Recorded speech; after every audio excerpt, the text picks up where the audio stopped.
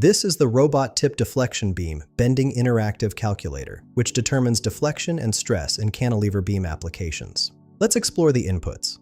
First, select your unit system from the drop-down menu, which offers metric with newtons, millimeters, and megapascals, or imperial with pounds force, inches, and psi.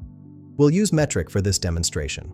Enter your arm length L in millimeters, which is the distance from the fixed support to the load application point. Input your applied load P in newtons, representing the force at the beam's end. Enter the elastic modulus E in megapascals, which is your material's stiffness property. Input the moment of inertia, I in millimeters to the fourth power, describing your cross-section's resistance to bending. Finally, enter the distance to extreme fiber C in millimeters, measuring from the neutral axis to the outermost fiber.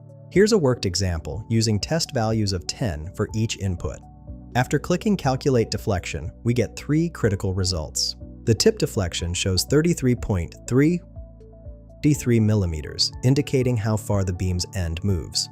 The maximum bending stress reads 100 megapascals, telling us the highest stress in the beam. The deflection angle displays 5,000 milliradians, showing the angular displacement at the tip. Find the link in the description below.